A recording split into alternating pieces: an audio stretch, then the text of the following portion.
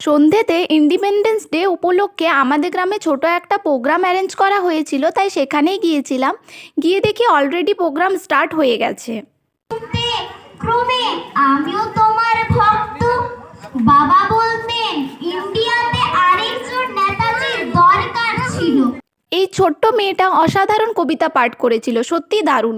কিন্তু আমি একটা জিনিস দেখে সত্যি আরও বেশি অবাক হয়েছিলাম। এর আগের দিন ডক্টর মৌমিতা দেবনাথের হয়ে সবাইকে এগিয়ে আসতে বলার পরেও কেউ আসেনি, কিন্তু এখানে গিয়ে ভিড় দেখে আর বলার ভাষা নেই। একজন মানুষের সাথে হওয়া অন্যায়ের প্রতিবাদে পাশে দাঁড়াতে কেউ চায় না, আর স্বাধীনতা প্রোগ্রামে অংশ নিতে সবাই এগিয়ে এসেছে। এটাই কি সমাজ? शांति का उन्नति का प्यार का चमन मेरा मुल्क मेरा देश मेरा ये वतन। যাই হোক, একটা সুন্দর দেশের গান দিয়ে প্রোগ্রাম সমাপ্ত হলো। ভালো থেকো সকল।